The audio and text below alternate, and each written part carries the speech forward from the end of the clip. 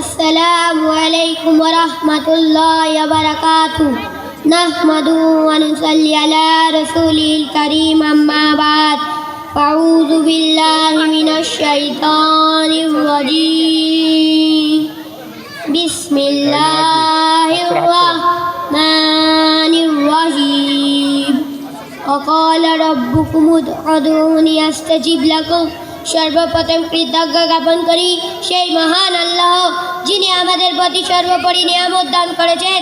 তারপরে শতকোটি দরুদ ও সালাম বর্ষিত সেই মহামানবের প্রতি যিনি বিশ্ববাসীর কাছে হেদায়েতের দিশারি নিয়ে এসেছেন। সকলে বলি সাল্লাল্লাহু আলাইহি ওয়াসাল্লাম। সম্মানীয় শ্রোতা মণ্ডলী, আজকে আমার বক্তব্যের বিষয় হলো দোয়া আর গুরুত্ব, কবুল আর সত্য। দোয়া মহান রব্বুল আলামিনের প্রতি বান্দার দীনতাহীনতা ও বিনয় প্রকাশের একটি বিশেষ মাধ্যম। এর মাধ্যমে বান্দা নিজেকে মহান স্রষ্টার সাথে সম্পর্ক তৈরি করে। বাস্তবতা হলো সৃষ্টি জগতের সবকিছু আল্লাহ রব্বুল আলামিনের মুখাপেক্ষী। সকল কল্যাণ ও উপকার যেমন তার কাছ থেকে আসে, তেমনি বিপদ আপদ দুঃখ কষ্ট একমাত্র তিনিই দূর করতে পারেন। তার হাতে সব ক্ষমতা, তিনি সকল শক্তির আধার। এই জন্য মহামহিম সর্বসময় ক্ষমতার অধিকারী আল্লাহর সামনে নিজের বিনয় ভরে অক্ষমতার কথা প্রকাশ করা এবং তার কাছ থেকে শক্তি সামর্থ্য চাওয়া বান্দার জন্য পূর্ণতার পরিচায়ক। এর মাধ্যমে বান্দার নিজস্ব অবস্থান উন্নত হয়, দিল থেকে অহংকার দূর হয় এবং মর্যাদা সমুন্নত হয়। সুতরাং আল্লাহ তাআলা বলেন, তোমরা আমার কাছে যা চাও আমি তোমাদের প্রার্থনা কবুল করব।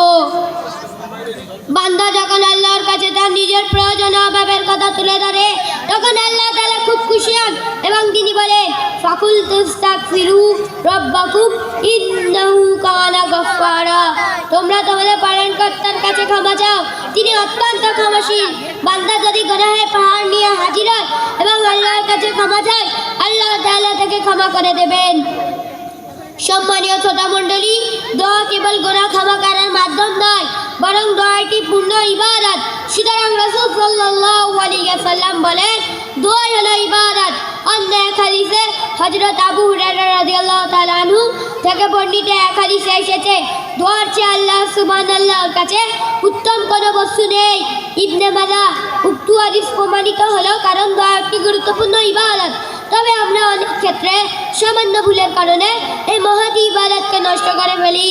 যখন আমরা আল্লাহর ব্যতীত অন্য কারোর কাছে দোয়া চাই, যেমন নবী, রাসূল, ফেরেশতা, ওলি, আউলিয়া, পীর, মুর্শিদ ও মাজার ইত্যাদির কাছে দোয়া করা চলবে না, বরং তা পরিষ্কার শিরক, আল্লাহর বিদ্রূপচরণ।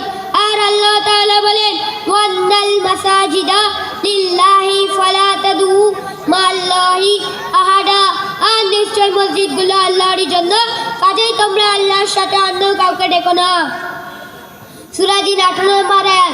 তাহলে আমরা বুঝলাম দোয়া অন্য কারোর কাছে চাওয়া যাবে না, একমাত্র আল্লাহর কাছেই চাইতে হবে। সম্মানীয় উপস্থিতি, আমরা কোন সময় দোয়া চাইব? দোয়ার উত্তম সময় হলো সিজদা অবস্থায় অধিক পরিমাণ দোয়া করা উচিত।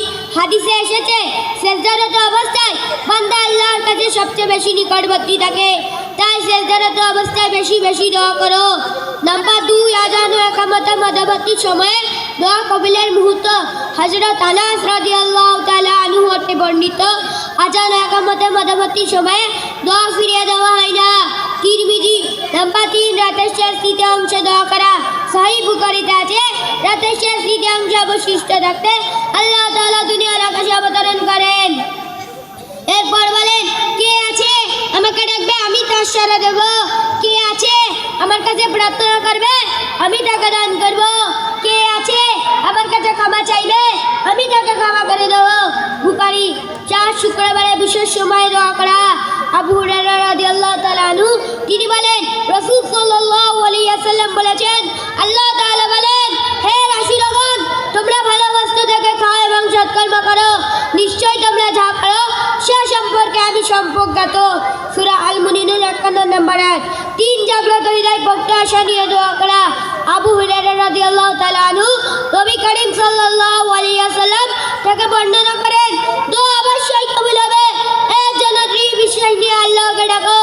আর জেনে রাখো, আল্লাহ তাআলা কোনো গাফেল ও উদাসীন হৃদয়ের দোয়া কবুল করেন না। তিরমিজি। সম্মানীয় দিনী ভাইরা, দোয়া সত্তরের পাশাপাশি এর কিছু আদব রয়েছে।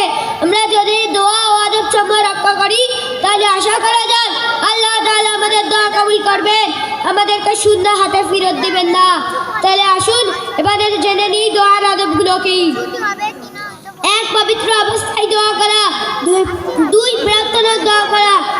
আবু হুরায়রা রাদিয়াল্লাহু তাআলা আনহু তিনি বলেন, রাসূল সাল্লাল্লাহু আলাইহি ওয়াসাল্লাম বলেছেন, নিশ্চয় তোমাদের রব অতি লজ্জাশীল ও মেহেরবান। তাই যখন তার বান্দা তার কাছে হাত ওঠায় তিনি তাকে শূন্য হাতে ফেরত দিতে লজ্জা পান। আবু দাউদ, বিনয় একাগ্রতার সঙ্গে দোয়া করা এবং আল্লাহ তাআলার লাভ ও তার শাস্তি থেকে বাঁচার প্রবল আগ্রহ নিয়ে দোয়া করা। আর আল্লাহ রাব্বুল আলামিন বলেন, তোমরা তোমাদের রবকে ডাকো অনুনয় বিনয় করে ও চুপিসারে। সূরা আল-আরাফ ৫৫ নম্বর আয়াত। আসলে দোয়া কবুল শর্ত আদব সমূহ পূর্ণ করে দোয়া করলে অবশ্যই তা কবুল হওয়ার কথা। আল্লাহ তাআলা আমাদের সবাইকে যথাযথ রূপে দোয়া করার তৌফিক দান করুন। আমিন। ওয়া আখিরু দাওয়ানা আলহামদুলিল্লাহি রাব্বিল আলামিন। আসসালামু আলাইকুম ওয়া রাহমাতুল্লাহি ওয়া বারাকাতুহু।